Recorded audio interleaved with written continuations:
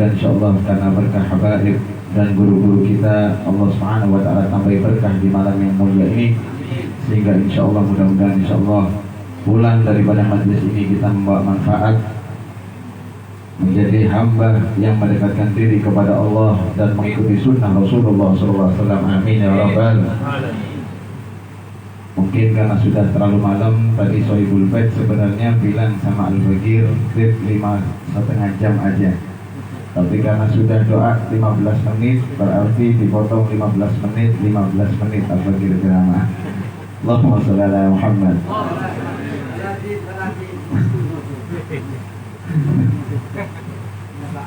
Allahumma shalli ala Muhammad. Alhamdulillah, mudah-mudahan insyaallah hujan ini menjadi sebab doanya kita dikabulkan oleh Allah Subhanahu wa taala. Hadirnya kita di malam yang penuh berkah ini memperingati daripada Isra dan Mi'raj Nabi Muhammad SAW yang dirangkap acaranya dengan menghauli salah satu daripada wali min auliyaillah, yakni Kiai Haji Muhammad Zaini bin Abdul Ghani dan juga Kiai Haji Ahmad Syarwani Zuhri rahimahumma rahmatal abrar. Mudah-mudahan insyaallah karena berkah Sohibul Hal kita semuanya diberi petunjuk oleh Allah Subhanahu wa taala. Mudah-mudahan insyaallah kita dapat mengikuti sunnah Nabi Muhammad SAW. Amin ya rabbal. Kita ini Pak sering berdoa kepada Allah, dan insya Allah doa ini semua kita hafal, karena memang doa ini diajarkan oleh Allah di dalam Al-Quran, yang bunyi doanya Rabbana atina fid dunya wa fil akhirati wa qina adzabannar. Setiap hari pada sholat kita berdoa dengan doa ini, dan ini doa adalah doa yang paling dicintai Nabi Muhammad SAW. Kita memohon kepada Allah, Rabbana atina fid dunya hasanah, ya Rabb berikan kepada kami kebahagiaan dunia. Wa fil akhirati hasanah, ya Allah berikan kepada kami kebahagiaan akhirat. Wa qina adzabannar, dan jaga kami, jauhkan kami daripada pedihnya siksa neraka-Mu ya Allah. Pertanyaannya Pak, kira-kira yang dimaksud dengan hasanatud dunya ini apa? Kalau hasanatul akhirah kita minta kepada Allah, wa fil akhirati hasanah, jelas surga Allah Subhanahu, kumpul bersama Nabi Muhammad.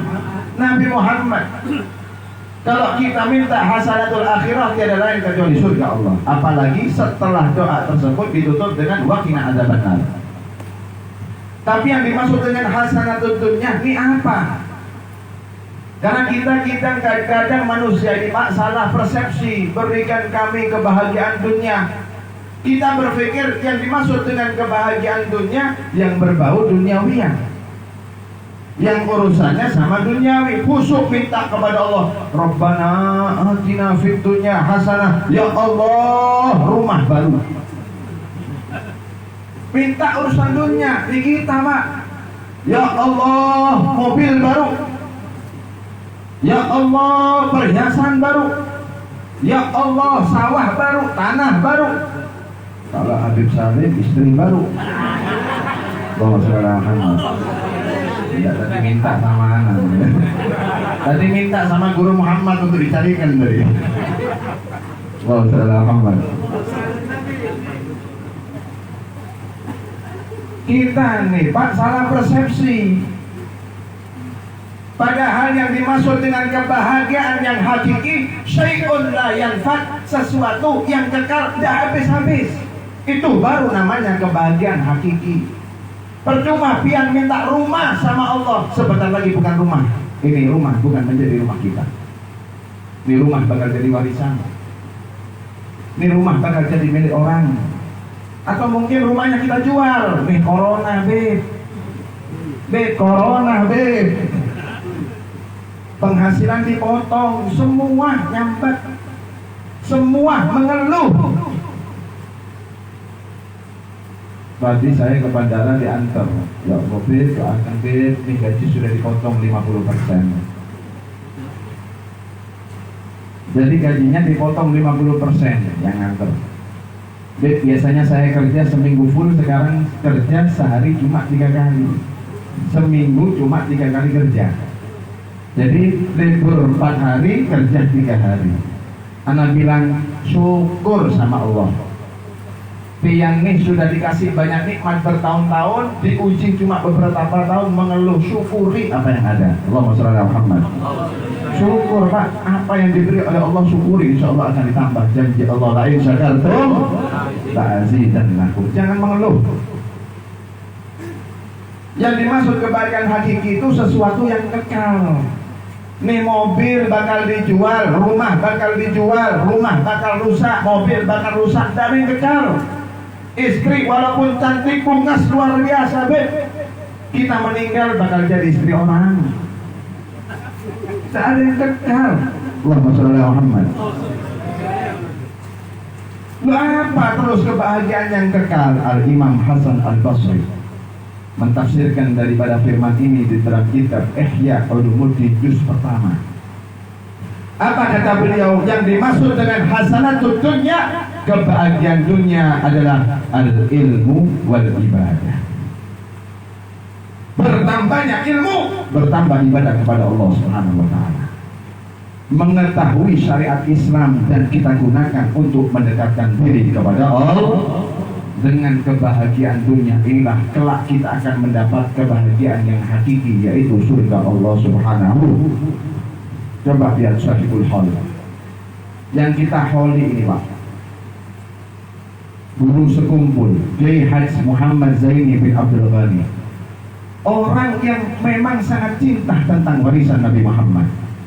Bayangkan, saya ini pernah ceramah sama Guru Zaini Samarinda, satu tempat. Itu beliau menceritakan sedikit manaqib beliau. Nih beliau guru sekumpul nih 7 tahun hafal Quran. Kita 30 tahun Al-Kafirun tawaf. Bismillahirrahmanirrahim.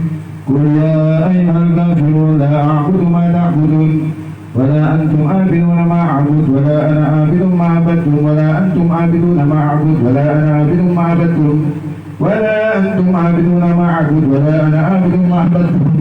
7 kali Pak, 7 kali baru lakum dinukum waliyati. Kok diulang 7 kali? Iya bertadabbur, merenungi makna. Masya Allah. Kita umur 30 Al-Kafirun bulat salbut. Ini 7 tahun hafal Quran, 9 tahun hafal tafsir, 9 tahun hafal tafsir. Kita ini 30 tahun dakhiro aja gini gak hafal. Dakhira itu Pak isinya doa sholat, pada sholat, doa mau tidur, doa sebelum tidur, doa mau makan, nasabnya Nabi Muhammad, itu kita gak hafal. Kita kecil. Karangan dari Umar bin Hafid itu kita aja kesulitan. Ini tafsir Pak dihafal. Allahumma shalli ala Muhammad. Cinta sama ilmu agama, cinta sama warisan Nabi Muhammad. Jadi memang ilmu ini Pak istimewa. Warisan Rasulullah adalah yang paling istimewa, tiada duanya. Nih ilmu Pak dimanapun tempatnya akan menjadikan semua atau hal tersebut menjadi mulia. Nih contoh nih rumah Pak, ini rumahnya Ustaz Makmun ini biasa, sampai duduk di sini merokok, hisap tidak ada apa-apa, ngopi ngerokok, iya sudah, dosa tidak, pahala yang tidak, tergantung hasil majlisnya.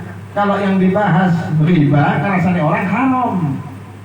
Nih rumah tergantung, yang aslinya kita duduk tidak menaikkan derajat, yang kita duduk tidak mengampuni dosa kita. Tapi beda halnya sekarang, dipanggil para perguruan, dipanggil para habaib, duduk kita membahas ilmu warisan Nabi Muhammad, bersolawat kepada Rasulullah SAW, naik derajatnya menjadi raudhah min riyadil jannah.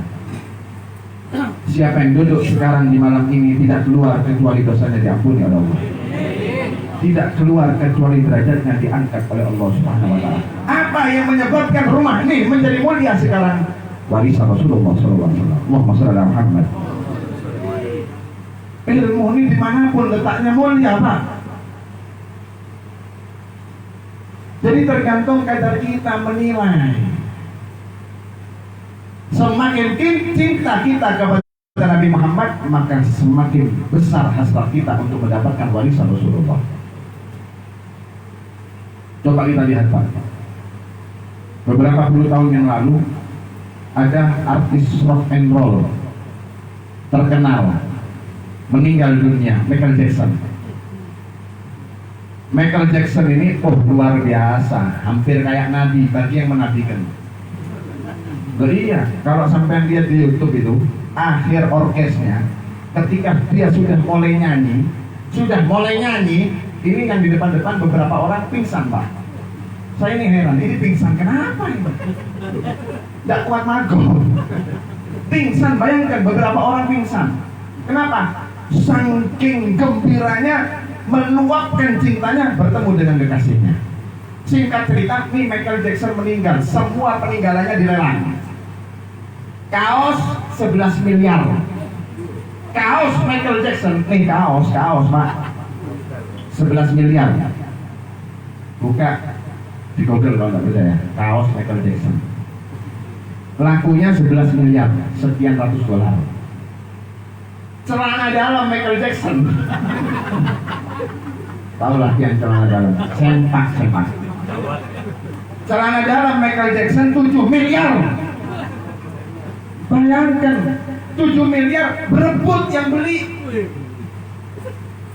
Kita gratis tak mau.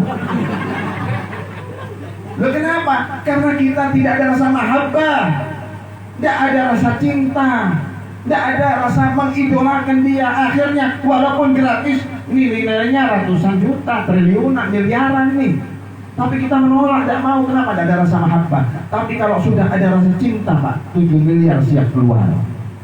Begitu pula cinta kita kepada Nabi Muhammad. Semakin kita cinta kepada Rasulullah, maka semakin semangat kita untuk mendapatkan warisan Rasulullah Sallallahu Alaihi Wasallam. Allahumma shalli ala Muhammad. Makanya kadar cinta kita kepada Nabi tergantung cinta kita kepada majlis dan penerus beliau. Semakin kita gemar hadir ke majlis, semakin kita mencintai, mengidolakan pewaris dan penerus perjuangan Nabi Muhammad, itu bukti bahwa kita cinta kepada Nabi Muhammad Sallallahu Alaihi Wasallam. Allahumma shalli ala Muhammad. Ilmu ini dimanapun tempatnya mulia Pak. Begitu pula ilmu kalau sudah berada di dalam diri seseorang. Ini orang biasa. Kita ini orang biasa. Kiai Haji Muhammad Zaini bin Abdul Ghani ini sebenarnya orang biasa. Ketika kecil biasa sama seperti kita. Makannya makan nasi, bukan makan emas. Makan nasi, dilahirkan dari rahim yang sama. Orang biasa, manusia, bukan nabi Pak. Tapi lihat apa yang menjadikan dia mulia, warisan Rasulullah SAW.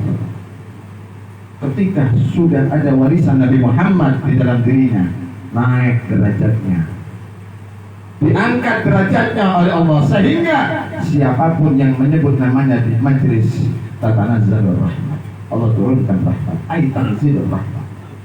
Allahumma shalli ala Muhammad. Bahkan Nabi Muhammad SAW bersabda, ulama ummati ka'anbiya Bani Israil. Ulama umatku derajatnya seperti Nabi di zaman Bani Israil. Karena apa? Warisan Rasulullah SAW. Bahkan orang ini kalau sudah mencapai daripada hakikat, luar biasa. Mungkin kisah yang terkenal, saya juga yang menjadi saya heran itu ketika saya hadir di majelis yang sama bersama Guru Zaini. Guru Zaini ini menceritakan tentang salah satu orang soleh ada di Jogja, Gus Pleret, Gus Fuad Pleret. Gus Fuad Pleret ini kenapa kok sering hadir ada di hall sekumpul? Karena singkat ceritanya, ketika Gus Fuad Pleret ini mempunyai beberapa santri dan ada satu santri yang mursa, nakal. Ya, na'udzubillah, mungkin minum khamr, main perempuan, candu narkoba. Akhirnya ingin taubat. Ketika ingin meninggal, mengalami sakaratul maut yang dahsyat, sulit sakaratul maut. Mungkin karena dosa-dosanya. Akhirnya nih Gus Fuad tersebut datang untuk menalkin daripada ini orang yang sekarang santrinya tadi. Ketika ditalkin kesulitan, akhirnya dia ingat pernah diajarkan satu doa sama gurunya Syekh Dimyati. Ambil air, dibacakan doa. Dari doa air ini akhirnya diminumkan sedikit, sisanya diguyurkan ada di badannya. Tidak lama setelah itu meninggal dalam keadaan mengucapkan la ilaha illallah Muhammad Rasulullah SAW. Man kana fi akhir kalami la ilaha illallah dakhala al-jannah. Orang yang akhir kalamnya ketika meninggal adalah kalimat tauhid, kalimat la ilaha illallah, masuk surga Allah Subhanahu wa taala. Ini orang meninggal dalam keadaan husnul khotimah. Nih Gus Fuad alhamdulillah senang, bukan sombong, merasa bersyukur kepada Allah. Ya Rabb, alhamdulillah satu orang meninggal dalam keadaan husnul khotimah karena sebab aku. Malam itu bermimpi bertemu dengan Guru Zaini. Bermimpi didatangi dalam mimpinya bertemu dengan guru sekumpul. Apa kata guru sekumpul di dalam mimpinya? Lain banyu pian yang menyebabkan ini orang husnul khotimah. Lain air yang kamu berikan, bukan doa yang kamu berikan yang menyebabkan ini orang husnul khotimah. Ini orang tahu enggaklah pian, ini orang meninggal husnul khotimah karena sebab pernah salaman sama diri. Karena dia pernah musafaha salaman sama diriku ketika hidupnya. Allahumma shalli ala Muhammad. Bangun ingin membuktikan, singkat cerita langsung pergi ke rumah almarhum, didatangi istri almarhum. Mana bibirnya? Didatangi. Yang pernah lah ke Kalimantan. Oh pernah Kiai di sana itu guru itu namanya Kiai. Iya pernah Kiai, saya pernah Gus. Ke Kalimantan, ini suami saya pernah tugas karena kebetulan dia orang pemerintahan. Pernah tugas tapi hanya sebentar, beberapa bulan saja ada di daerah Kalimantan Selatan. Tanya lagi, pernah tidak sewaktu di Kalimantan Selatan bertemu dengan satu ulama? Oh iya pernah. Ketika awal datang, saya silaturahmi ke tokoh masyarakat ada di sana. Sempat silaturahmi bertatap muka bertemu dengan salah satu ulama ada di sana, ulama karismatik, ulama yang terkenal.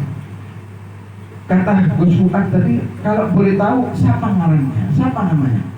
Nah itu saya lupa Gus, saya lupa namanya. Akhirnya Gus Fuad tadi ngomong, benarkah namanya ini Guru Muhammad Zaini bin Abdul Ghamid? Nah ya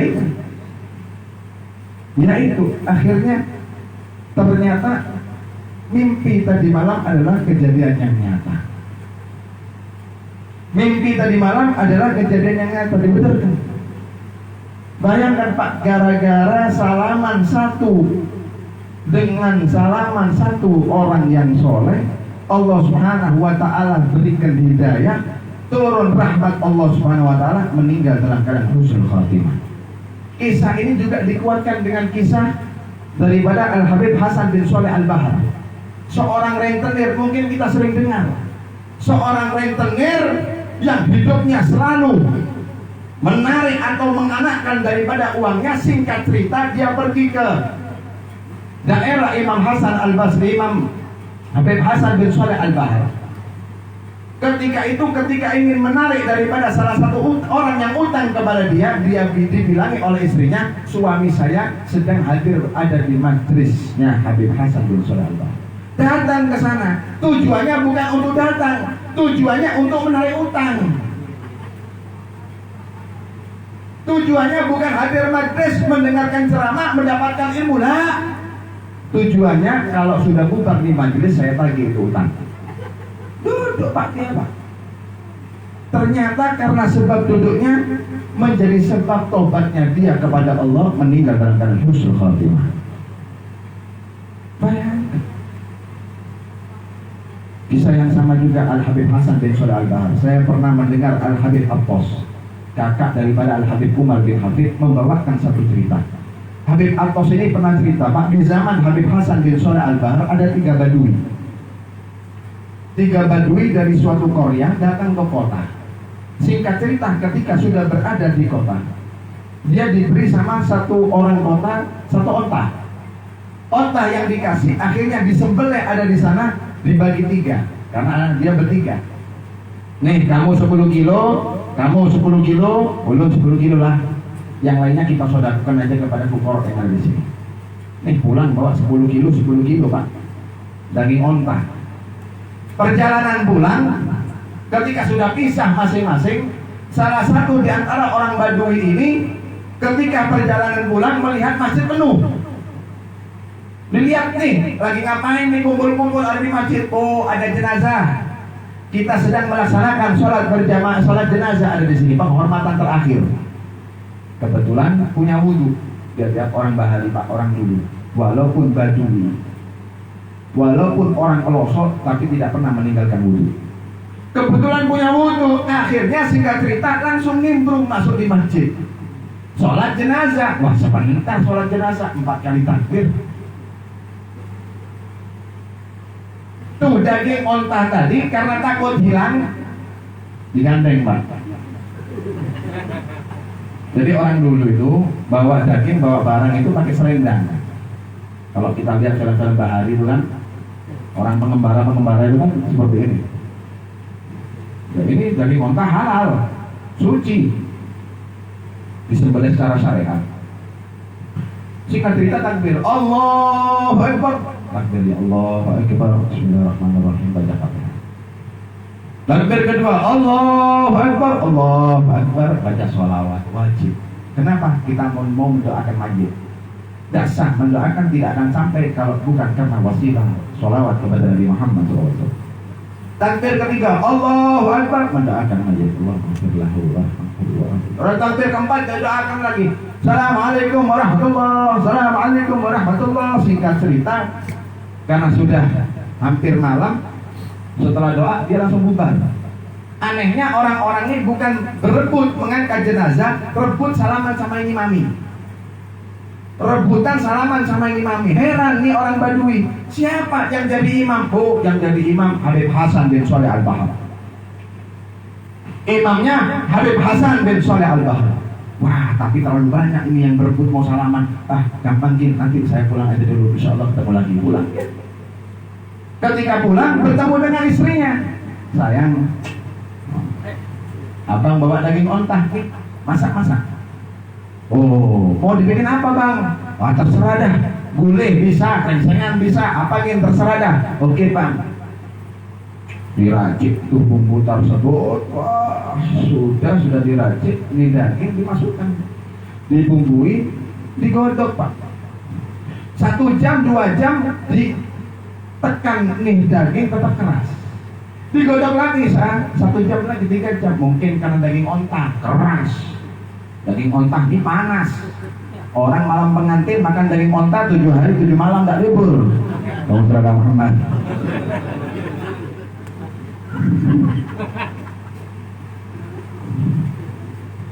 3 jam nih keras, 4 jam tetap keras. Bayangkan, Pak. Akhirnya, Ding, kayak apa? Aduh, Bang, masih keras. Aduh, kelamaan dah. Ambil, potong kecil-kecil, sate aja. Sate, Pak.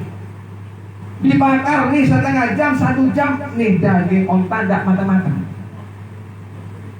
Heran dia, menghayal makan enak, tapi ternyata kejadiannya di luar dugaan. Sama seperti Pian, kepingin nikah nih, sudah melamar, menghayal malam pertama indah, sudah minum jamu plus telur ayam kampung 10 biji. Ternyata sampai di kamar pengantinnya lampu merah. Bubar sudah. Apa yang dipikirkan tidak sesuai dengan kenyataan lebur, Pak. Ya sama, nih Badui juga seperti itu. Keesokan harinya bertemu dengan kawannya. Yang lain seger, nih Badui tadi lemes. Yang lain seger semua, tuh makan daging onta.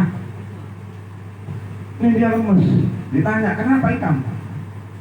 Saya ini aneh, daging yang kemarin tidak bisa dimakan. Ajib, kata temannya. Saya yakin bukan sekeluarga, satu RT saya makan bersama. Saya undang tetangga, bikin acara selamatan, doa selamat, kita makan bersama. Sama, saya juga seperti itu, kata teman yang saya nonton di satunya. Yang satunya dia bilang, anjir, punya saya kok tidak mateng-mateng kita bakar. Sudah digodok 3 jam, dibakar 2 jam, tetap tidak bisa mateng, tetap keras. Apa memang daging kontakan? Oh enggak, punya saya empuk.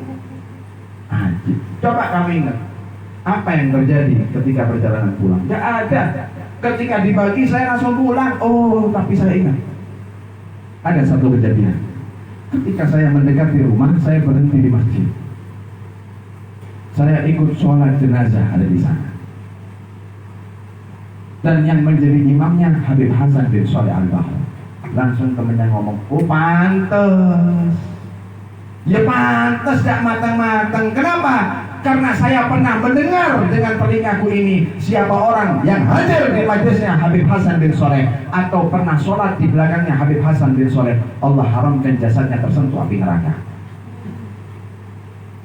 Bayangkan Pak, jangankan dirinya, dari onta aja yang ikut sholat bersama Habib Hasan bin Shalih Al-Bahr, api neraka tidak akan bisa membakar, apalagi cuma api dunia. Allahumma shalli ala Muhammad. Ini orang yang sudah mendapatkan makrifat kepada Allah Subhanahu wa ta'ala, maka Allah akan memuliakan daripada orang tersebut. Kita melihatnya aja ini sudah ibadah.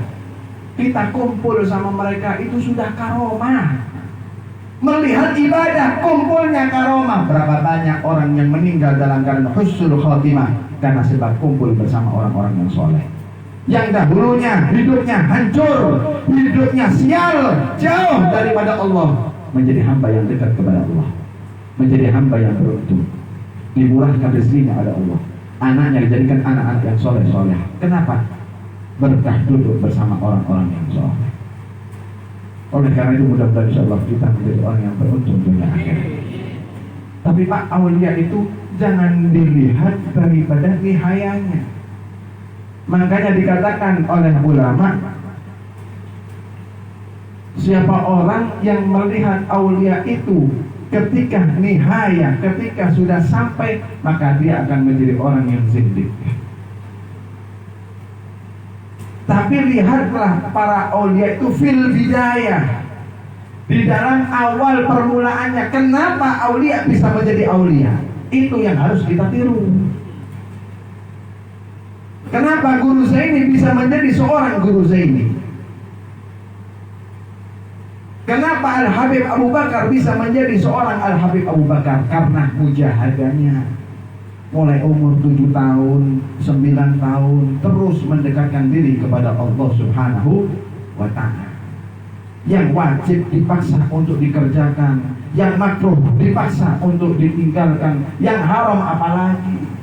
Yang makruh aja mereka tinggalkan Pak. Loh, kalau kita yang wajib kita tinggalkan. Kita ini jangankan sholat duha, sholat subuh ketinggalan. Itu menghayal jadi wali murid. Tidak ada Pak. Namanya aulia itu tidak langsung hakikat. Saya punya guru Habib Taufik bin Abdul Qadir As-Segaf, dan beliau panjang umur saya doakan. Untuk mencapai hakikat itu ada jalannya. Yang pertama syariat, kemudian thariqat, baru bakal mencapai ghayatul martabah hakikat. Tidak ada orang la ilaha illallah, la ilaha besok jadi wali. Tidak ada, syariatnya dulu diperbagus. Tidak ada wali yang tidak tahu tata cara wudhu, itu tidak ada Pak. Tidak ada wali yang tidak sholat, itu tidak ada.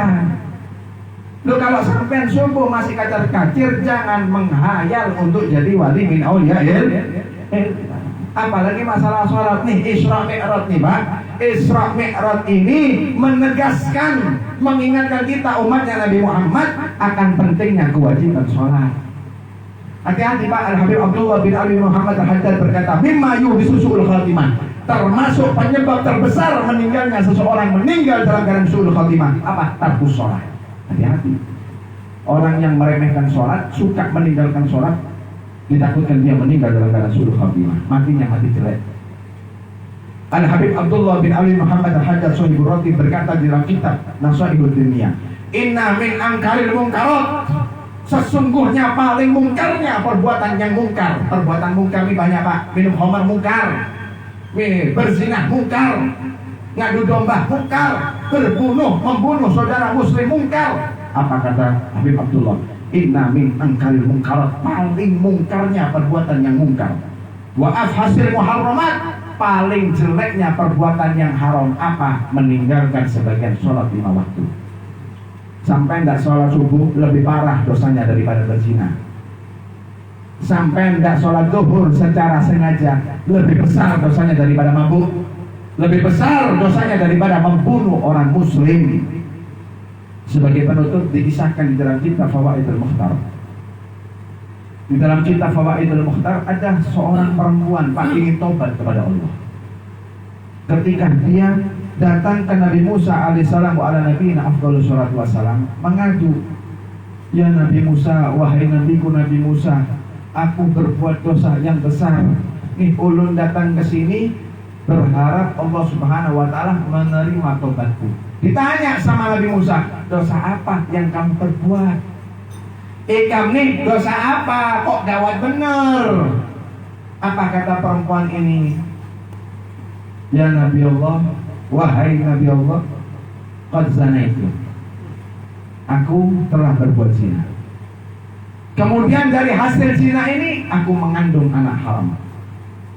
Kemudian setelah mengandung anak haram, aku lahirkan nih anak, aku bunuh dengan tanganku sendiri, kata nih perempuan. Nabi Musa mendengar daripada pengakuan perempuan ini, takut pak. Akhirnya diusir. Ukhruji ya fakirah. Perempuan, ayo keluar dari rumah ini, dosamu begitu hebat. Aku takut Allah menurunkan laknat dan aku terkena daripada laknat tersebut. Keluar pak. Wahai perempuan jelek, kata Nabi Allah Musa. Akhirnya ketika melangkahkan kakinya keluar daripada rumah Nabi Allah Musa, Allah Subhanahu wa taala memerintahkan malaikat Jibril untuk menegur Nabi Musa. Apa kata malaikat Jibril? Ya Musa, kenapa engkau sia-siakan orang yang ingin kembali kepada Allah? Kenapa engkau sia-siakan dan putus asakan orang yang ingin bertobat kepada Allah Subhanahu wa taala? Apakah engkau tidak pernah tahu dosa yang lebih besar daripada dosa yang pernah dikerjakan oleh perempuan tersebut? Ajib, kaget Nabi Musa. Ada yang lebih besar daripada berzina, hamil di luar nikah, kemudian membunuh anaknya dengan tangannya sendiri. Apa kata itu? Karena ada apa? Ketika ada umatmu atau umatnya Rasulullah yang meninggalkan sebagian sholatnya. Apabila ada umatmu dan umatnya Rasulullah akhir zaman yang meninggalkan sholatnya, maka benar-benar dia melaksanakan dosa yang lebih besar daripada dosa yang pernah dikerjakan oleh perempuan ini. Na'udzubillah min. Oleh karena itu mari Pak kita introspeksi daripada diri kita. Sudahkah kita ini benar mendekatkan diri kita kepada Allah, terutama di dalam masalah sholat? Akhir kalimat yang diucapkan oleh Nabi Muhammad, as-salat, as-salat, salatmu, salat kita, kita jaga Pak. Salat kita, salat istri kita, salat anak kita. Jangan berharap kita punya istri soleha, anak soleh-soleha kalau mereka meninggalkan salatnya. Tidak perlu menghayal Pak, sampai doa, ya Rob jadikan anak saya soleh-soleha, tapi tidak dipaksa untuk melaksanakan sholat. Kenapa sih anak-anak sekarang mudah salah pergaulan, mudah menjadi pecandu narkoba, kumpulannya tidak benar, menjadi pezina, sudah SMP, SMA, sudah tidak pikir lagi, tidak perawan lagi. Kenapa? Karena orang tuanya tidak menekankan di dalam sholat 5 waktunya. Padahal Allah Subhanahu wa taala sudah jelaskan dan tegaskan di dalam Al-Qur'an, innas sholata tanha 'anil fahsya'i wal munkar. Sesungguhnya sholat kita yang kita kerjakan kalau benar akan mencegah daripada kejelekan dan kemungkaran. Wa'mur ahlaka bis-shalah wastabir 'alaiha. Inna sholata tanha 'anil fahsya'i wal munkar. Kemungkaran yang kita berbuat nih Pak, karena kita tidak melaksanakan benteng atas maksiat kita, yaitu sholat 5 waktu. Oleh karena itu mudah-mudahan insya Allah berkah daripada sahibul hal, Allah subhanahu wa ta'ala rubah diri kita dengan sebaik-baik keadaan. Pulang daripada majlis ini kita dijadikan orang-orang yang ahli salah. Pulang daripada majlis ini kita dijadikan orang-orang yang ahli zikir, ahli bertobat kepada Allah subhanahu wa ta'ala, ahli sholawat, ahli membaca Al-Quran. Dan kita doakan mudah-mudahan insya Allah anak-anak kita jadikan anak yang soleh dan solehah, anak-anak yang dapat membanggakan bagi kita semua dunia sampai akhirat, dibanggakan oleh Rasulullah SAW dunia sampai akhirat. Dan mudah-mudahan insya Allah keluarga kita semuanya dijadikan keluarga yang sakinah, mawaddah, warahmah, melaksanakan segala sesuatu yang mengundang ridha Allah dan menjauhi segala sesuatu yang mengundang murka Allah subhanahu wa ta'ala. Allahumma ja'alna hadakan amal hajaman marhumah wa tafarruqana min ba'di tafarruqan ma'sumah wa la tadfina wa la ma'ana syakiyan wa la mahrumah. Allahumma ja'alna bihudaya wa la tuwallina wa la siwak wa la taj'alna mimman khalafa amraka wa asar wa hasbunallah wa ni'mal wakil ni'mal maula wa ni'mal nasir wa la hawla wa la quwwata illa billahil azim. Wa sallallahu ala sayyidina Muhammadin wa ala alihi wa sahbihi wasallam walhamdulillahi rabbil alamin. Akhir kalam, assalamualaikum warahmatullahi wabarakatuh.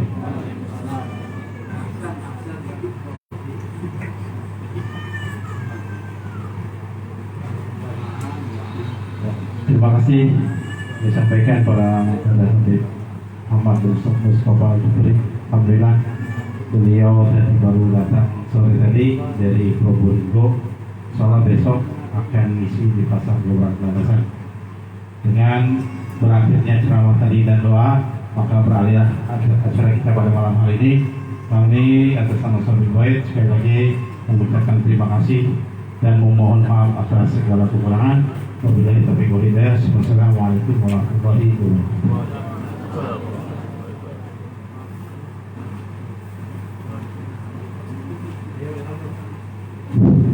Ya Arhamar Rahimin, Ya Arhamar Rahimin, Ya Arhamar Rahimin, farlij 'alal muslimin. Makanan mau dibagi-bagi lah sebenarnya. Sambil dibagi kan? Ya Rabbana Ya Karim, Ya Rabbana Ya Rahim, Antal Jamalul Halim, Antal Jamalul Halim, Ya Arhamar Rahimin, Ya Arhamar Rahimin,